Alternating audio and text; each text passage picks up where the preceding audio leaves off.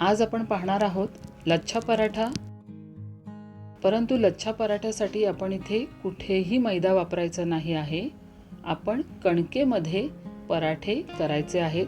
पराठे आपण दोन प्रकारचे करायचे आहेत, एक साधा लच्छा पराठा आणि दुसरा पालकाचा लच्छा पराठा। चला तर मग आपण आता रेसिपीला सुरुवात करूया। 250 ग्रॅमचा हा मेजर कप आहे, तर असे 2 कप भरून मी कणिक घेणार आहे।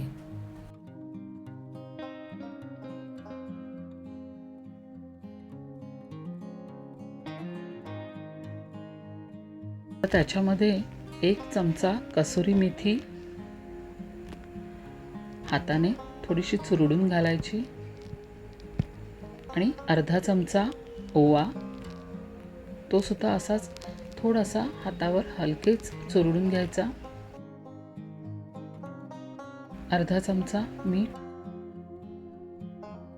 आणि 1 टेबलस्पून साजूक तूप घेतलेलं आहे, तेलही घेऊ शकतो आपण। आणि आता हलकं सगळं व्यवस्थित मिक्स करून घ्यायचं।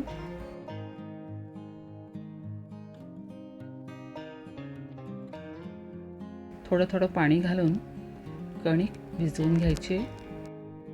कणिक पातळ सुद्धा नको आणि घट्ट सुद्धा नको।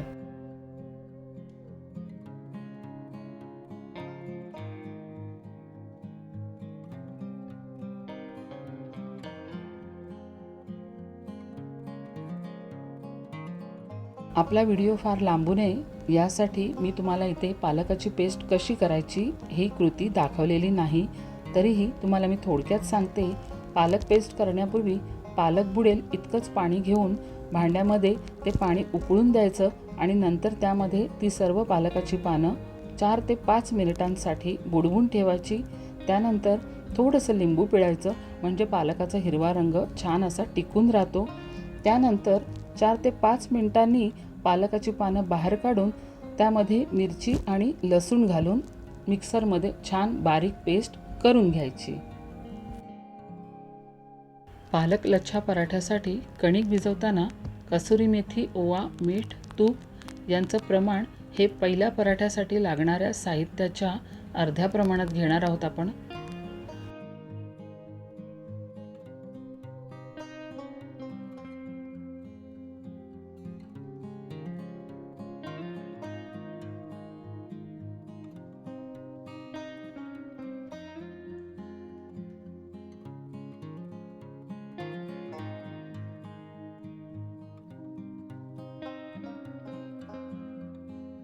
तसंच कणिक भिजवताना मात्र पाण्याऐवजी आपल्याला इथे पालक पेस्टच वापरायची आहे।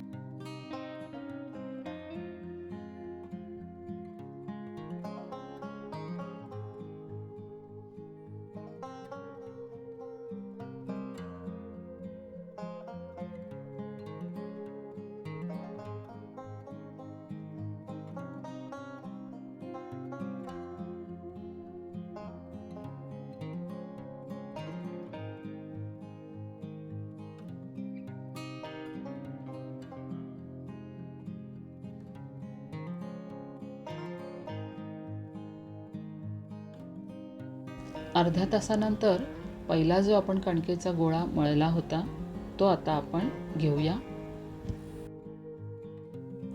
आता दिवाळीसाठी जेव्हा आपण साठ्याच्या करंज्या करतो त्याच पद्धतीचा इथे आपल्याला वापर करायचा आहे। 2 टेबलस्पून मी इथे पातळ केलेलं साजूक तूप घेतलेलं आहे आणि आता त्याच्यामध्ये आपल्याला 1 ते 1.5 चमचा तांदळाची पिठी घालायची आहे आणि चांगलं मिक्स करून ठेवायचं आहे। साधारणतः इथे आपण 2 पोळ्यांसाठी लागेल एवढा कणकेचा गोळा बनवून घ्यायचा आहे।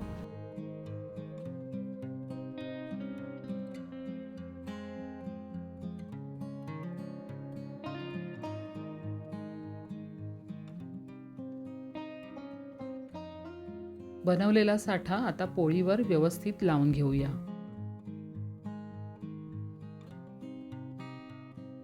आता पोळीला तूप लावून झालं की पोळी वरच्या बाजूला उचलून त्याची याप्रमाणे घडी करायची जसं आपण लहान असताना पेपरचा पंखा बनवायचो ना, अगदी तसंच.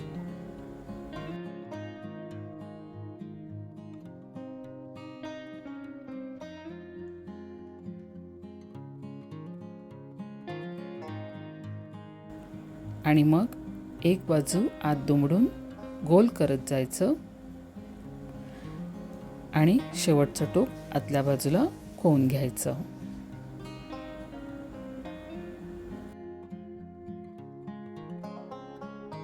आता दुसऱ्या पद्धतीने पालकचा लच्छा पराठा बघूया.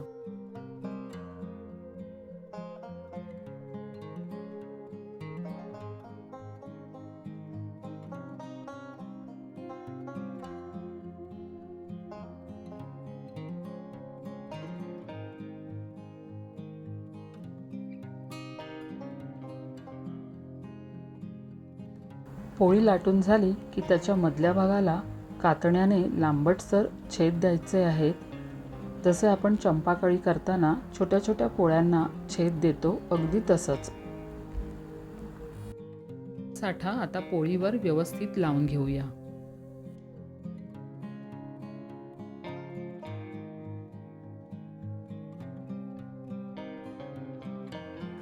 पोळीला तूप लावून झाल्यानंतर जशा पट्ट्या कापल्या आहेत तशाच त्या एकावर एक ठेवून पोळी गुंडाळून घ्यायची.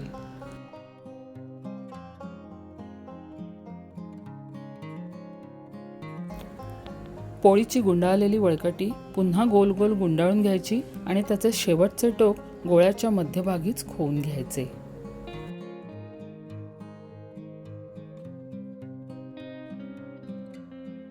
पराठ्याचा केलेला गोळा आता आपण लाटायला घेऊया.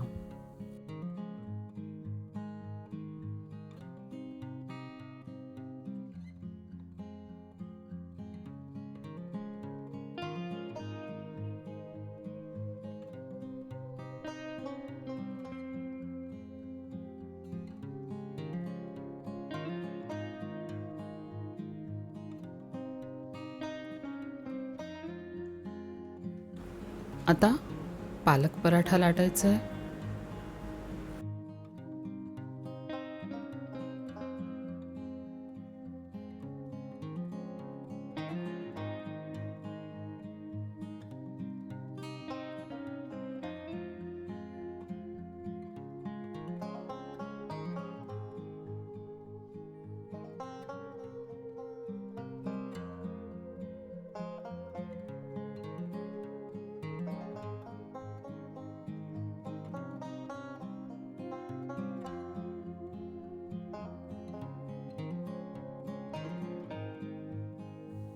पराठे लाटून झाल्यानंतर मंद आचेवर शेकून घ्यायचे आहेत.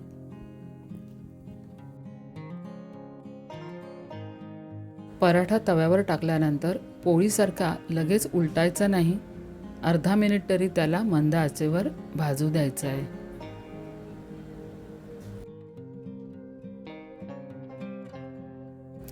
पराठ्याला ज्या लेयर्स केलेल्या आहेत त्यांना भाजण्यासाठी आपल्याला तेवढा वेळ देणं आवश्यक आहे. पराठे भाजताना मध्ये मध्ये तूप लावायचं आहे.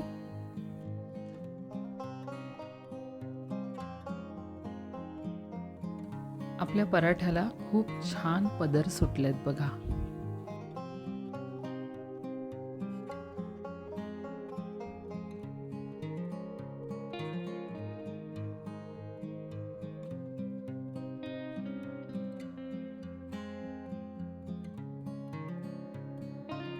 त्याच पद्धतीने आता आपल्याला पालकचा पराठा भाजून घ्यायचा आहे.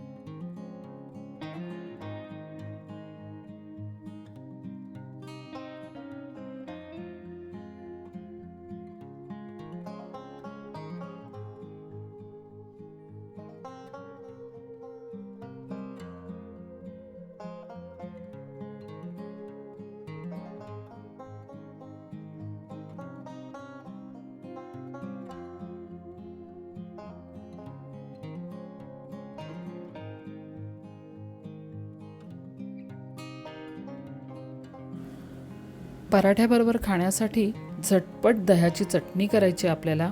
त्यासाठी एक बाउलभर दही घ्यायचं, त्यामध्ये 1 ते 2 चमचे शेंगदाण्याचं कूट घालायचं,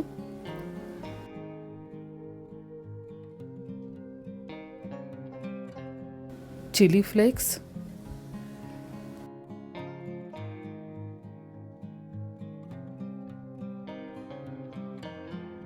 अंदाजाने मीठ घालायचं आणि मग 1 चमचा साखर घालायची. मस्त कॉम्बिनेशन आहे हे पराठ्याबरोबर खाण्यासाठी आणि व्यवस्थित मिक्स करून घ्यायचं आहे. व्हिडिओ आवडल्यास तो आपल्या मित्रमैत्रिणींना नक्की शेअर करा. लाईक तर आपल्याला करायचाच आहे आणि आपल्या चॅनलला जर नव्याने पाहत असाल तर जरूर सबस्क्राईब करा. ते अगदी निःशुल्क आहे. स्वस्थ रहा आणि नेहमी पॉझिटिव्ह रहा. नमस्कार.